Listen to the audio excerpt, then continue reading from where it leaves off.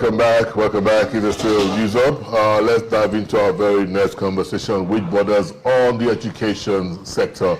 The conversation is about how tech can move the sector from where it is to where it should be in the nearest future. Now, you only understand that tech for many has come as a disruption, but then for some others it has come as an enhancement to new levels within sectors. We're looking at solving Nigeria's education problems through technology. I'm being joined right now by a tech education expert, Iso Bassey. He joins us virtually this morning. So good to have you on the show.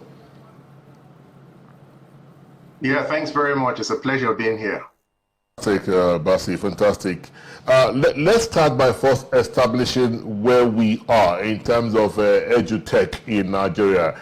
How much would you say we have been able to embrace education technology in the country?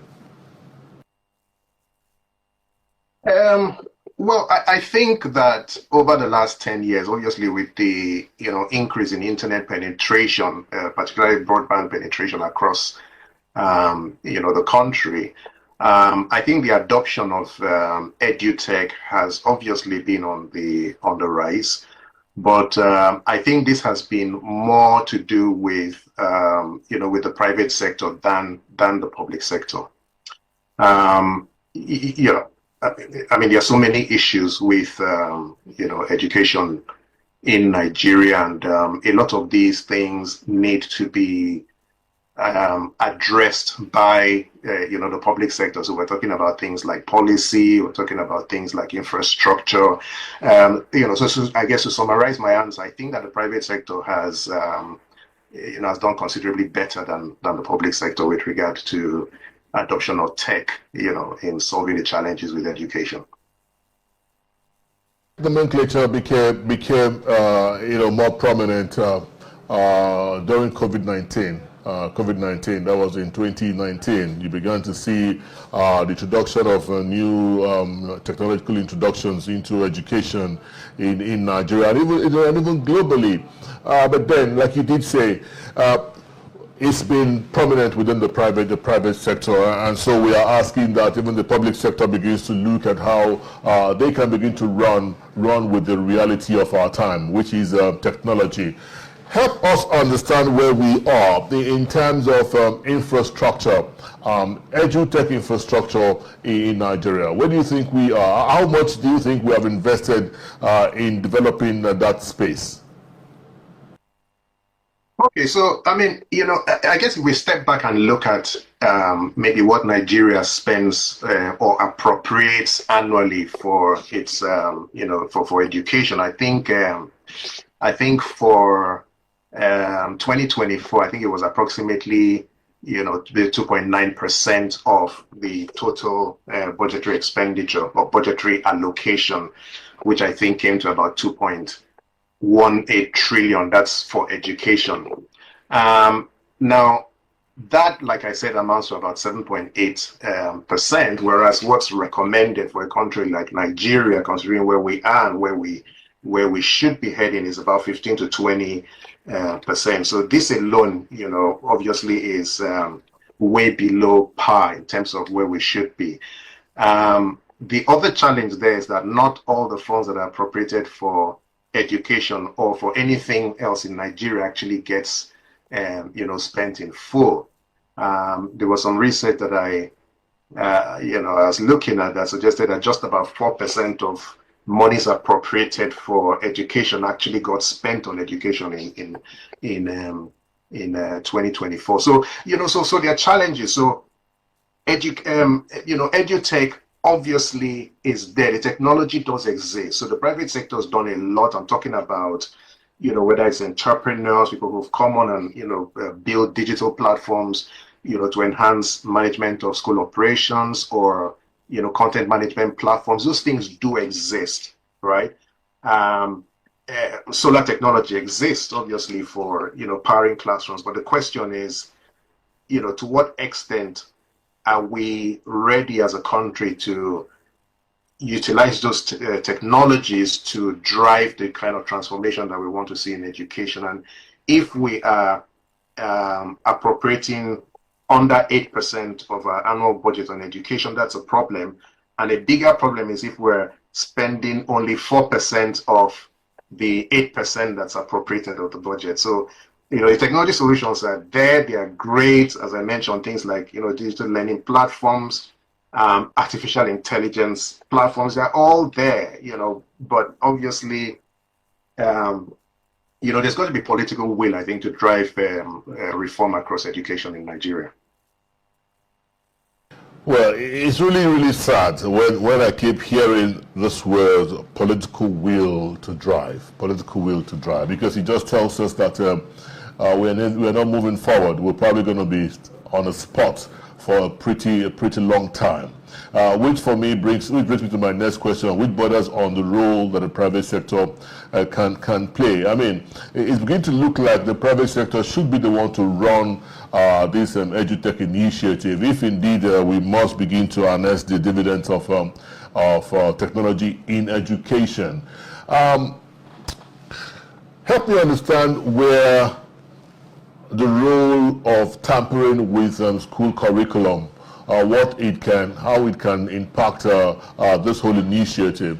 Do you begin to see us begin to look at concerns around what should be the content of courses that are being taught in the universities, or that are taught in the universities, if we must get this whole conversation right, or if we must get the dividend of technology in education right?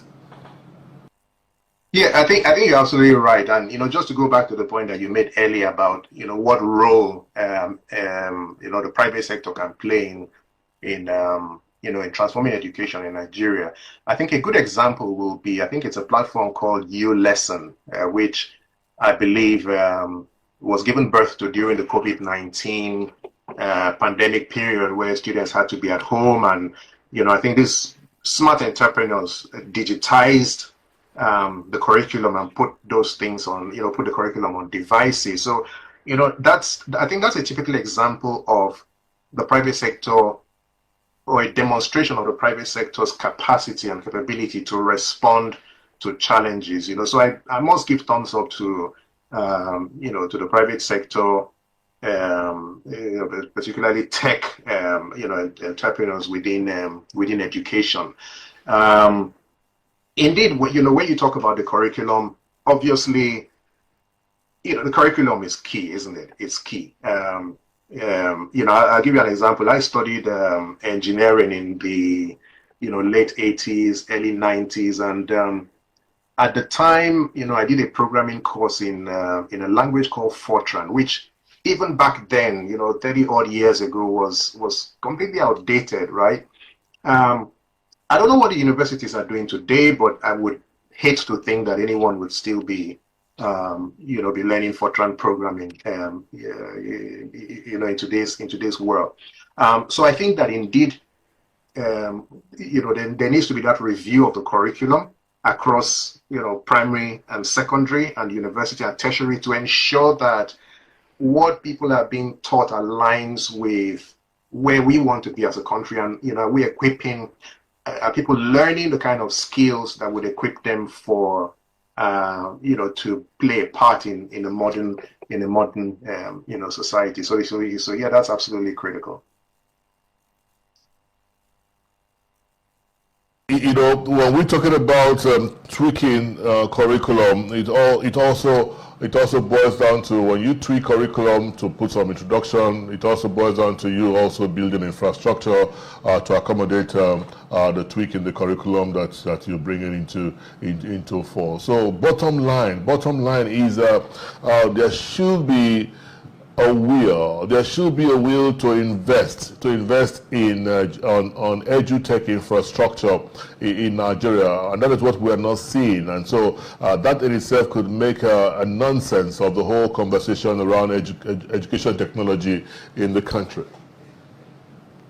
Yeah, I think you're absolutely right, and it's not just increasing spending on edutech. So I'm someone who firmly believes in technology coming in to solve problems. Okay, so we're not necessarily looking at technology just for the sake of, it's not a vanity thing. Okay, Technology must be looked at as an enabler, something that can come in and make a significant difference, can help us leapfrog, some of our peers. You know what I mean? So we know that we have infrastructure challenges in Nigeria. So we have, power challenges even in the cities, let alone the rural areas. But then we know that you can have, solar installations in rural schools that can make those schools sort of self-sufficient in terms of power generation. So there are things that technology can do to help us leapfrog, actually accelerate the pace of our development in education. So I think it's not just spending on edutech, but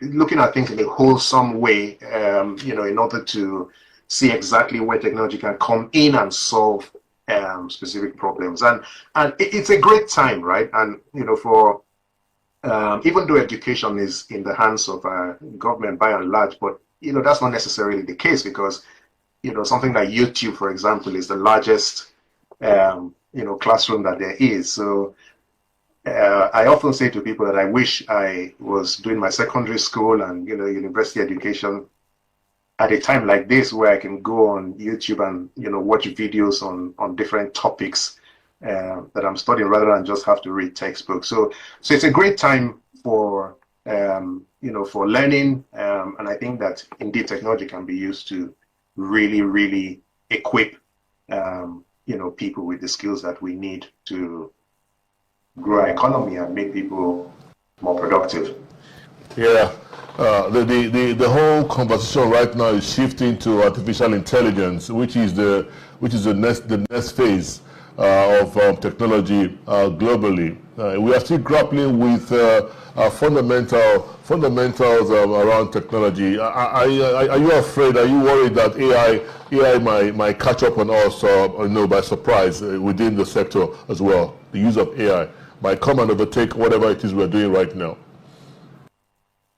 Well, I'm not concerned. I'm not worried. I'm excited. I use AI all the time, and I think that everybody should. There are things that, just at the blink of an eye, you have access to information. And of course, AI is not, it's not 100%. It may not, give you the correct answers 100% of the time, but, 99% of the time, what you get from AI will be reliable and could form the basis for further research. So I don't see AI as a threat at all. I see AI as an opportunity.